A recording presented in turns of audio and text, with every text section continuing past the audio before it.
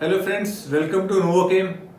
आज जो हम वीडियो बनाने जा रहे हैं ये आपके लिए बहुत ही इम्पोर्टेंट है। हम आज आपको इस वीडियो के अंदर ये इन्फॉर्मेशन देना चाहते हैं कि आप बिजनेस जब चालू करते हैं तो जो भी परचेजिंग आपको एडवांस में करनी पड़ती है तो उस एडवांस परचेजिंग के समय आप अपने को चीट होने से, अपना नुकसान होने से आप कैसे अपने आप को सेव कर सकते हैं। तो ये वीडियो जो है ये है बेसिकली आपके सप्लायर, आपके वेंडर की केवाईसी से रिलेटेड है। आपका वेंडर और सप्लायर कितना स्ट्रांग है, वो कितना अच्छे ढंग से आपको डील कर सकता है, उसकी स्ट्रेंथ क्या है, उसकी वीकनेस क्या है, उसके बारे में आपको सवाल पूछने हैं।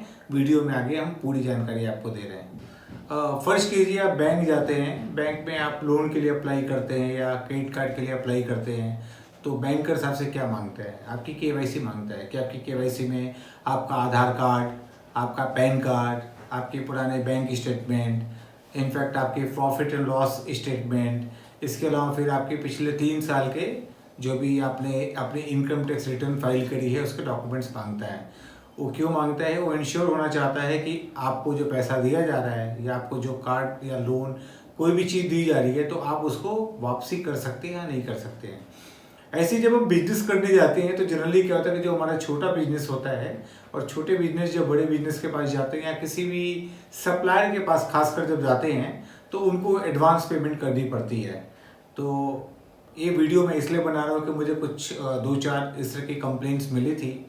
जो मेरे जानने वाले बायर्स ने कंप्लेन करी कि उनको जो प्रोडक्ट मिला वो प्रोडक्ट की क्वालिटी अच्छी नहीं थी, सप्लायर ने उनको कुछ और चीज़ें बताई और उनको कुछ और चीज़ दे दी। तो आज मैं एक कस्टमर प्रोटेक्शन के बारे में बात आपसे कर रहा हूँ, ठीक है। आप जब भी किसी सप्लायर के पास जाते हैं किसी प्रोडक्ट को परचेज करने के लिए तो आपको किन किन बातों का ध्यान रखना चाहिए।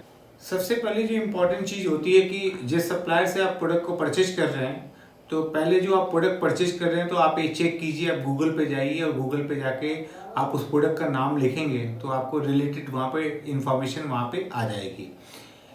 इनफैक्ट कई बार ऐसा होता है कि मान लीजिए कि प्रोडक्ट कोई कोर प्रोडक्ट है, फॉर एग्जांपल अगर जो मैं आपको बताऊं कि सोडियम लोडाइल ईथर सल्फेट है, सर्फेक्टेंट की बात करता हूं, तो अलग अलग कंपनियों के उसके अलग अलग ब्रांड नेम हो सकते हैं, ठीक है। तो अब आपको कैसे पता चलेगा कि वो एग्जैक्टली वही प्रोडक्ट आप ले रहे हैं। एसएलएस मान लीजिए कोई कंपनी उस प्रोडक्ट का नाम कुछ चेंज करके दे रही है, क्वाइट पॉसिबल अपना ब्रांड रख लेते हैं, 28% एक्टिव, 70% एक्टिव रख लिया, तो आपको पता कैसे चलेगा कि वही प्रोडक्ट आपको मिल रहा है। तो आप सबसे बेहतरीन तरीका क्या होता है, आप अपने सप्लायर को बोलिए कि सर इस प्रोडक्ट का MSDS और सर्टिफिकेट ऑफ एनालिसिस मेरे को प्रोवाइड कर दीजिए, राइट। तो इससे ये पता चल जाएगा कि इस प्रोडक्ट को बनाने वाली कंपनी आपकी कौन सी है, इसका आपको पता चल जाएगा। और आपके पास जो सर्टिफिकेट ऑफ एनालिसिस या मटेरियल सेफ्टी डाटा शीट आ जाएगी तो इससे आपकी उस प्रोडक्ट के बारे में नॉलेज भी पता चल जाएगी। सर्टिफिकेट ऑफ एनालिसिस में बेसिकली जो जो केमिकल्स उस प्रोडक्ट के अंदर होते हैं, जो एक्टिव इंग्रेडिएंट्स होते हैं, उनकी परसेंटेज होती है। तो आपने क्या किया, कोई प्रोडक्ट परचेज करने के लिए अपने सप्लायर को बोला कि मुझे प्रोडक्ट चाहिए, सप्लायर ने आपको प्रोडक्ट ऑफर किया, आपने सप्लायर से सर्टिफिकेट ऑफ एनालिसिस और MSDS आपने उससे मांग लिया। अगर तो कोई सप्लायर उस सर्टिफिकेट ऑफ एनालिसिस या MSDS को देने में 1 दिन लगाता है तो वहाँ पे रीड सिग्नल है, सावधान हो जाइए। इसका मतलब जो सप्लायर आपका है is not very much knowledgeable, या उसको नॉलेज नहीं है, या तो उस प्रोडक्ट के केमिकल को चेंज करके आपको कुछ ऑफर कर रहा है। तो इसके बारे में आपको एक पहला नॉलेज हो गया। दूसरा नॉलेज हो गया, आपको MSDS और सर्टिफिकेट ऑफ एनालिसिस मिल गए। उसके बाद आप अपने सप्लायर की KYC कर सकते हैं। अब आप सप्लायर की KYC कैसे करेंगे? अब सप्लायर की KYC के कई तरीके हो सकते हैं। सप्लायर की जो कंपनी है वो प्रोप्राइटरशिप हो सकती है, वो पार्टनरशिप हो सकती है, वो प्राइवेट लिमिटेड कंपनी हो सकती है, वो LLP हो सकती है, और वो आपकी लिमिटेड कंपनी हो सकती है। पहली 2 कंपनियां, अगर जो आपकी प्रोप्राइटरशिप है, वो आपकी अगर जो पार्टनरशिप है तो उस केस में उसके डाटा आपको MCA पे नहीं मिलेंगे। MCA मतलब जहाँ पे कंपनियों के डाटा सारे रहते हैं, सारे का सारा डाटा कंपनी के बारे में रहता है, वो आपको MCA के साइट पे मिलते हैं, तो प्रोप्राइटरशिप और पार्टनरशिप के नहीं मिलेंगे। तो उस केस में आप क्या कर सकते हैं, आप मांग सकते हैं कि आपकी कंपनी रजिस्टर्ड कब है, GST सर्टिफिकेट आप उसका मांग सकते हैं।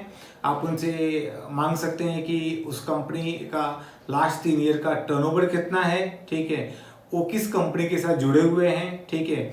मान लीजिए कि वो सप्लायर आपको कोई एक प्रोडक्ट ऑफर कर रहा है तो वो परचेजिंग कैसे करते हैं, क्या वो किसी डीलर से परचेज करते हैं, डायरेक्टली कंपनी से परचेज करते हैं, ये सारे सवाल आप उससे खुल के पूछ सकते हैं। ये आपका हक बनता है क्योंकि आप उसको एडवांस पेमेंट दे रहे हैं, तो आपका हक बनता है। दूसरी चीज़ क्या हो सकती है, अगर आपकी उनकी कंपनी LLP है या प्राइवेट लिमिटेड है तो आपके लिए बहुत ईजी काम हो गया, क्योंकि LLP, प्राइवेट लिमिटेड और लिमिटेड कंपनियों के सारे डाटा आपके पब्लिक डोमेन के अंदर होते हैं, ठीक है। तो आपको उस कंपनी के बारे में उसकी सर्टिफिकेट ऑफ इनकॉर्पोरेशन, कंपनी के आपके मेमोरेंडम, आर्टिकल ऑफ एसोसिएशन, इसके अलावा फिर कंपनी अगर एक्सपोर्ट करती है तो उसकी आप IC सर्टिफिकेट, उनके लास्ट 3 ईयर के आप उनके टर्नओवर भी मांग सकते हैं और उन किन कंपनियों के साथ जुड़े हैं उसके बारे में आप पता कर सकते हैं। तो मैं एग्जैक्टली आपको ये सारी इन्फॉर्मेशन इसलिए दे रहा हूँ कि आप कोई भी काम करने जाएं, आप कुछ भी परचेज करें तो आपको प्रॉब्लम ना हो। जनरली क्या होता है कि हम वीडियो देखते हैं, वीडियो देख के हम मतलब अलग अलग वीडियो में अलग अलग चीज़ों के बारे में घुमा फिरा के बताया जाता है, वो हम सुनते हैं। हम सुनने के बाद फिर हम क्या करते हैं कि उस प्रोडक्ट को परचेज करने के लिए सप्लायर से बात करते हैं। अब सप्लायर X की जगह Y चीज़ें आपको देता है और आपको पता नहीं चलता है, तो इसलिए क्या है, आप उसे सर्टिफिकेट ऑफ एनालिसिस या MSDS सर्टिफिकेट जरूर मांगिए, ठीक है। MSDS सर्टिफिकेट जो होता है वो 16 पॉइंट्स का एक सर्टिफिकेट होता है जिसमें प्रोडक्ट की हैंडलिंग, प्रोडक्ट की यूसेज और काफ़ी चीज़ों के बारे में इंफॉर्मेशन रहती है। और सर्टिफिकेट ऑफ जो आपकी एनालिसिस होती है, COA जिसको हम कहते हैं, उसके अंदर आपका जो होता है वो जो एक्टिव इंग्रेडिएंट्स हैं उनकी रेशियो वहाँ पे मेंशन रहती है। इससे आपके लिए बहुत ईजी हो जाएगा और आप कोई भी प्रोडक्ट जो परचेज करेंगे वो आपको अच्छा प्रोडक्ट मिलेगा। और आपके जो सप्लायर की जब आप KYC करते हो तो आपने फॉर एग्जांपल 10 वेंडर आपने डेवलप किए कि ये मुझे प्रोडक्ट सप्लाई करेंगे, तो उसमें से एटलीस्ट जो अच्छे वेंडर्स होंगे 2, 3, 4 आपको मिलेंगे, वो 4 वेंडर्स आपको सही मिल जाएंगे। तो इसलिए क्या है कि जैसे आप परचेज करने जा रहे हैं तो हमेशा अपने सप्लायर की KYC कीजिए, उससे डॉक्यूमेंट्स मांगिए, उससे ज़्यादा से ज़्यादा इंफॉर्मेशन मांगिए। अगर जो कोई प्रोडक्ट ऑफर करता है तो उस प्रोडक्ट के बारे में पूरी जानकारी उससे लीजिए, ठीक है। कोई भी प्रोडक्ट है उसका एक्टिव कितना है, उसके अंदर परसेंटेज कितनी है, ये सारी चीज़ों के बारे में ज़्यादा से ज़्यादा जानकारी लेने की कोशिश कीजिए और आप अपने पैसे को बचाइए, अपने पैसे को सेव कीजिए और सेफली अपने बिजनेस को कीजिए। और इस तरह की वीडियो के लिए आप चाहते हैं कि आपके पास बार बार इस वीडियो का इन्फॉर्मेशन आती रहे तो आप हमारे चैनल को सब्सक्राइब कीजिए और इसके संग आप बेल आइकन को दबाइए, तो जिससे आपको रेगुलर इन्फॉर्मेशन आती रहेगी। थैंक यू दोस्तों।